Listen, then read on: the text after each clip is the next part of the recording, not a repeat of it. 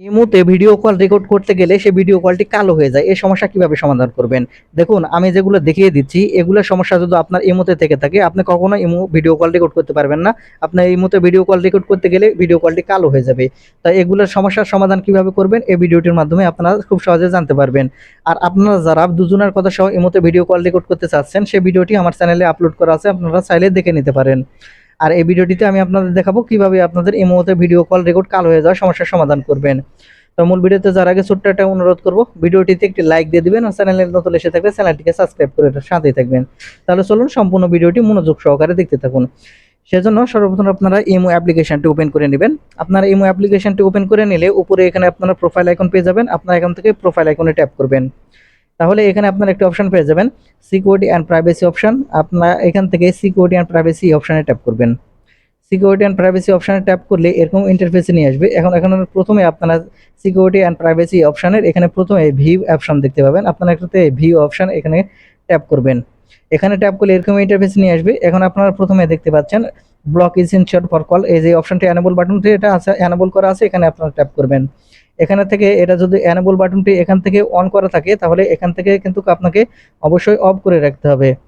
সেজন্য এখান থেকে আপনারা এটা অফ করে রাখবেন। এটা অফ করে রাখার পর এখান থেকে আপনারা ব্যাক বাটনে টাচ করবেন। ব্যাক বাটনে টাচ করার পরে এখানে আপনারা পেয়ে যাবেন যে দ্বিতীয় যে অপশন, আপনারা এখান থেকে দ্বিতীয় অপশনের উপর ট্যাপ করবেন।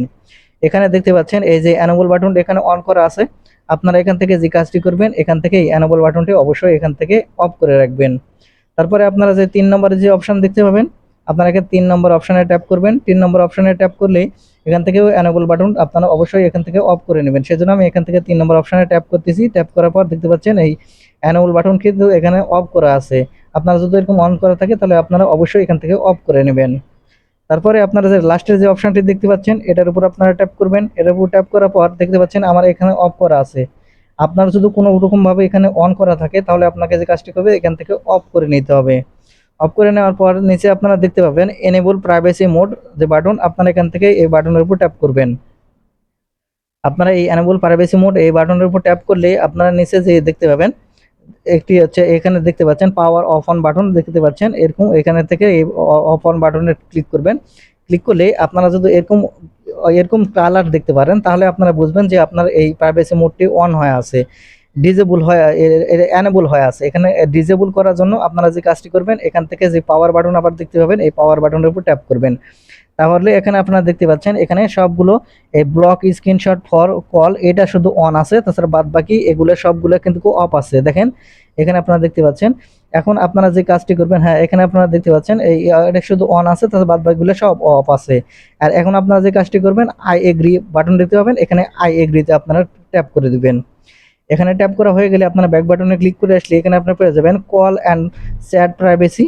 আপনারা এখন এখান থেকে কল অ্যান্ড চ্যাট প্রাইভেসিতে ক্লিক করবেন। ক্লিক করে এখানে আপনারা পেয়ে যাবেন ব্লক স্ক্রিনশট ফর কল, এটা এখানে দেখতে পাচ্ছেন অন হয়ে আছে।